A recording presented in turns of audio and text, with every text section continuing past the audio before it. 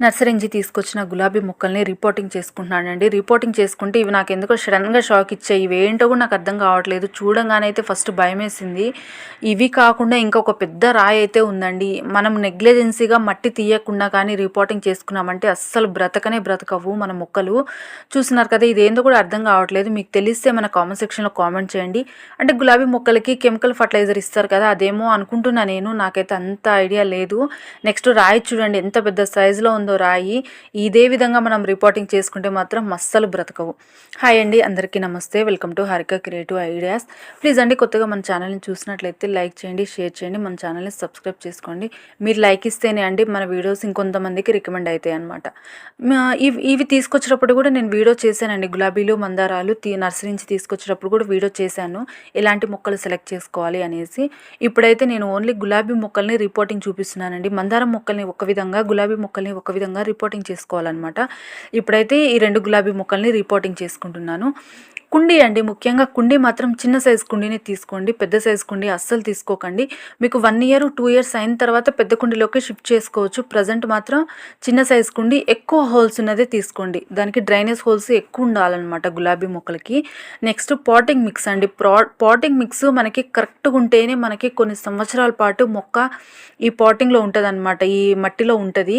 కాబట్టి potting mix మాత్రం పర్ఫెక్ట్గా ఉండాలండి. ప్లీజ్ అండి, ఫుల్ వీడియో స్కిప్ చేయకుండా చూడండి. మీకు ఫుల్ వీడియో చూసిన తర్వాత మీకు ఎటువంటి డౌట్స్ ఉన్నా సరే నా కామెంట్ సెక్షన్లో కామెంట్ చేయండి, నేను తప్పకుండా మీకు రిప్లై ఇస్తాను. ఇది ఎర్రమట్టి తీసుకున్నానండి. అంటే మీ దగ్గర ఎర్రమట్టి ఉన్నా, ఏ మట్టి ఉన్నా పర్లేదండి. ఎర్రమట్టి ఉన్నా, నల్ల మట్టి ఉన్నా, మన కన్స్ట్రక్షన్ చేసేటప్పుడు మట్టి తవ్వుతారు కదా, ఆ మట్టి ఉన్నా సరే తీసుకోండి. తీసుకున్న తర్వాత దీన్ని బాగా ఎండపెట్టి, ఏమైనా గడ్డలు అవి ఉంటే బాగా దంచి పొడి చేయది మనం జల్లించుకోవాలండి. కంపల్సరీగా జల్లించుకోవాలి. రీసెంట్గా ఒకరు నాకు కామెంట్ చేశారనమాట, మట్టిని కూడా చల్లించుకోవాలా అని. కంపల్సరీగా చల్లించుకోవాలండి. ఎందుకు అంటే మనం ఇవన్నీ వేస్తాం కదా, ఇవన్నీ కలవవు అనమాట, గడ్డలు గడ్డలు ఉంటే కలిసిపోవు. నెక్స్ట్ ఇది వచ్చేసి కోకోపీట్ అండి.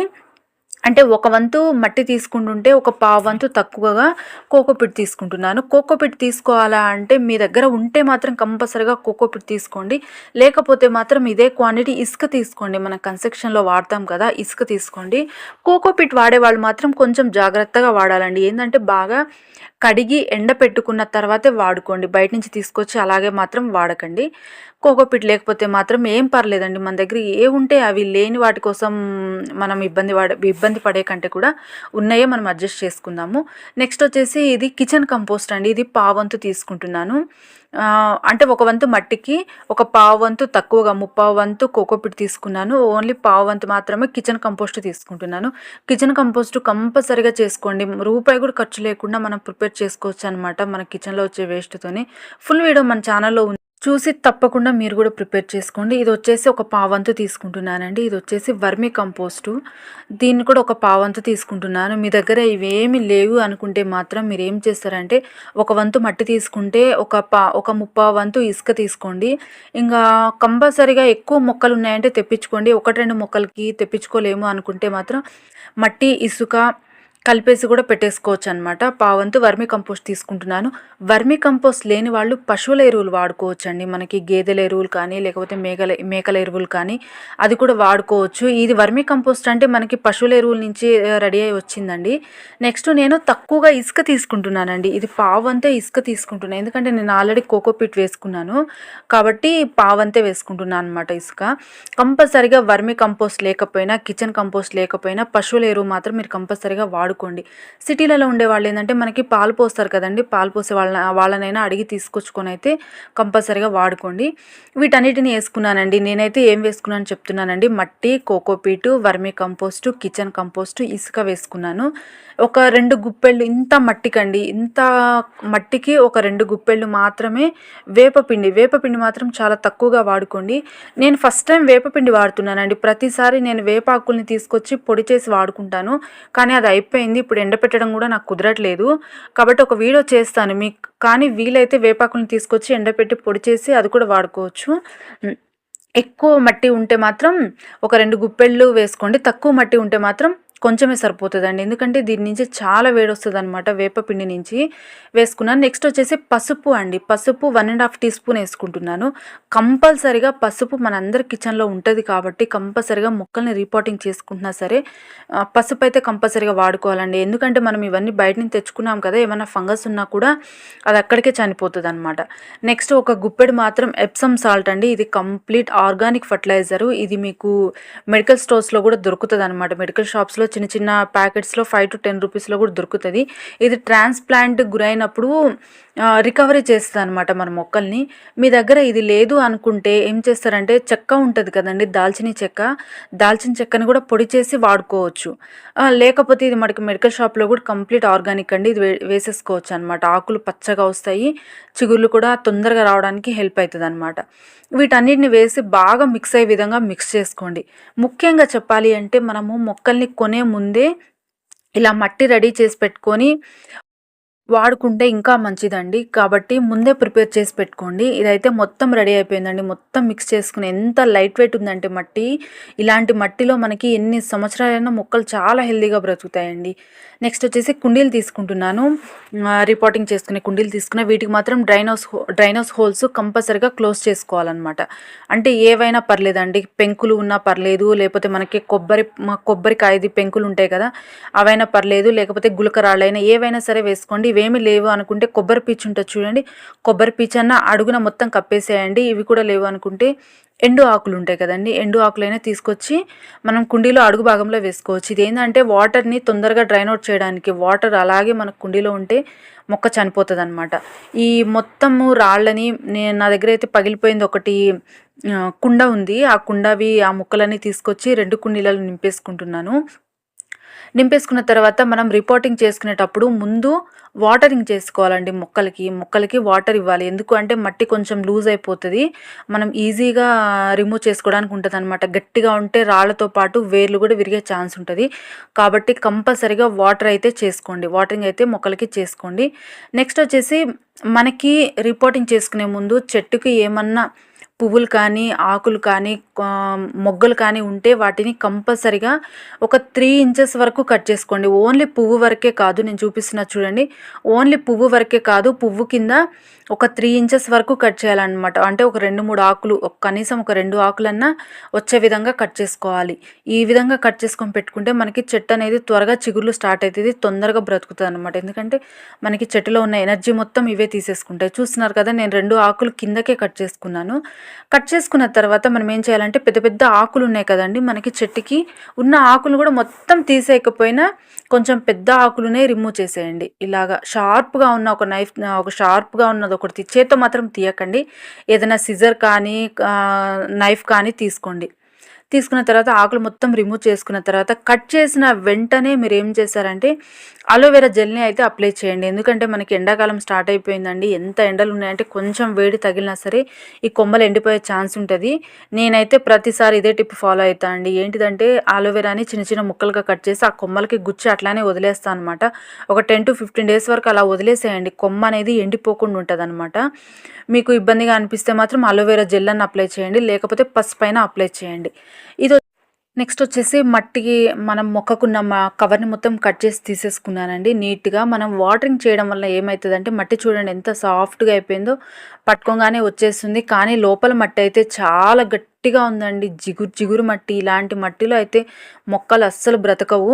మెల్లగా తీయండి, ఒకేసారి పెద్ద పెద్దగా తీసినా కూడా మనకి ఏమవుతుందంటే వేర్లు కూడా విరిగి వచ్చే ఛాన్స్ ఉంటుంది. కాబట్టి మీరు ఇంకా వీలైతే ఇంకొంచెం వాటర్ అయితే యాడ్ చేసుకొని మెల్లగా చాలా సాఫ్ట్గా తీయాలండి మట్టిని. గులాబీ మొక్కకి, మందారం మొక్కకి అయితే నేను చూపిస్తాను అండి, నెక్స్ట్ వీడియోలో నేను షేర్ చేసుకుంటాను మందారం మొక్కలు ఎలా రిపోర్టింగ్ చేయాలని. ఆ మొక్క వేరు ఈ మొక్క వేరండి, కాబట్టి చాలా జాగ్రత్తగా తీయాలండి మట్టిని. ఈ మట్టిని తీస్తుంటేనే నాకు రాళ్ళు అవి ఏమో అసలు చండాలంగా ఉన్నాయండి, అవి మొత్తం కనిపించాయి అనమాట. మీకు వీలైతే హ్యాండ్స్కి గ్లౌజులు వేసుకొని చేయడానికైతే ట్రై చేయండి. నా దగ్గర అయితే గ్లౌజులు లేవు, అయిపోయినాయి. మీరైతే ఆ పని చేయండి. నెక్స్ట్ రాళ్ళు చూడండి ఎంత పెద్ద రాళ్ళు వస్తున్నాయో. మీరు పొరపాటున కానీ ఈ రాయితో కానీ మొక్కలు పెట్టారంటే ఇంకా అది మొక్క ఎదగదు. నెక్స్ట్ వచ్చేసి చనిపోయే ఛాన్స్ ఉంటుంది ఎక్కువ. ఎంత పెద్ద రాయి ఉంటే రూటింగ్ పెరగాలి కదండి మనకి చక్కగా. ఇదైతే అసలు ఏంటిదో కూడా నాకు అర్థం కావట్లేదండి. నేనైతే ఫస్ట్ టైం చూస్తున్నా ఇది. మీరు ఎప్పుడన్నా ఎక్స్పీరియన్స్ చేస్తే మాత్రం నాకు కామెంట్ సెక్షన్లో కామెంట్ చేయండి. ఇది ఏందన్నది కూడా నాకు అర్థం కాలేదు. ఒక మొక్క బాగానే ఉందండి. నేను 2 మొక్కలను రిపోర్టింగ్ చేసుకున్నా కదా. ఒక మొక్క అయితే బాగానే ఉంది. ఒక మొక్కలోనే ఇది వచ్చేసింది. అది చూడ్డానికి కూడా చాలా చండాలంగా ఉంది.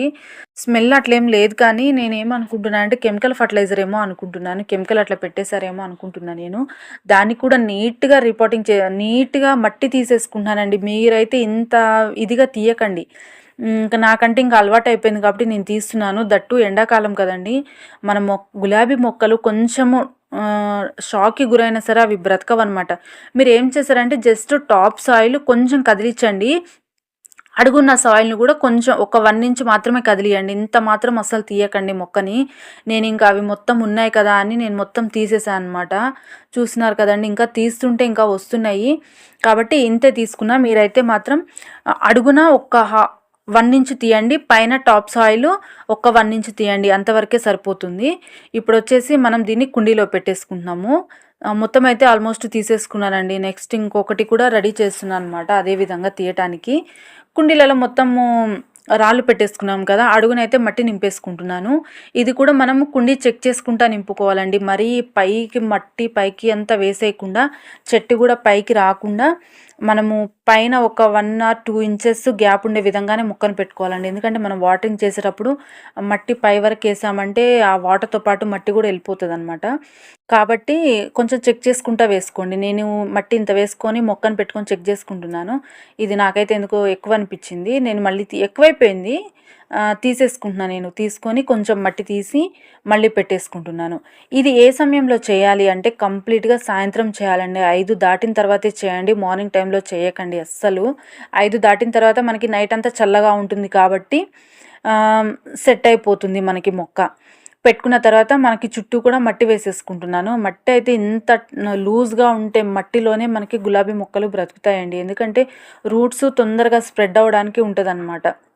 గులాబీ మొక్కలు మొత్తం వేసేసుకున్న తర్వాత వీటినైతే వాటరింగ్ చేయాలండి. మనం ఫస్ట్ టైం వాటరింగ్ చేసుకుంటున్నాం కాబట్టి మట్టి మొత్తం నింపేసుకున్న తర్వాత వాటరింగ్ చేసుకుంటున్నాం కాబట్టి ఫుల్ కుండీ నిండేంత వరకు వాటరింగ్ చేసుకోవాలండి. మనం వేసుకున్న మట్టి కూడా కొంచెం అడుక్కి దిగిపోతుంది కొంచెం.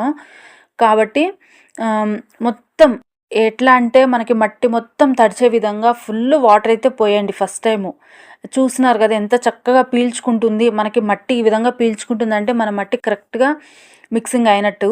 దీన్ని తీసుకెళ్ళి నేను నీడలో పెట్టుకుంటున్నాను. ఎండలో మాత్రం అస్సలు పెట్టకండి. రీపాటింగ్ చేసుకున్న తర్వాత సెమీ షేడెడ్ ఏరియాలో కూడా కాదండి, కంప్లీట్గా నీడ వచ్చే ప్లేస్లో మాత్రమే పెట్టండి.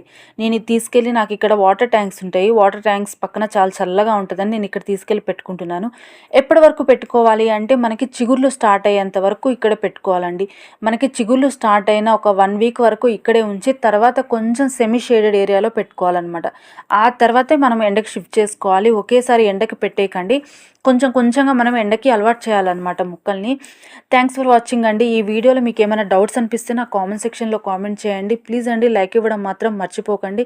Thanks for watching. Please subscribe to our channel happy gardening. మరొక మంచి వీడియోతో మళ్ళీ మీ ముందుకు వస్తానండి. ఈ వీడియో మీకు ఎలా అనిపించిందో కూడా నా కామెంట్ సెక్షన్లో కామెంట్ చేయండి. Happy gardening.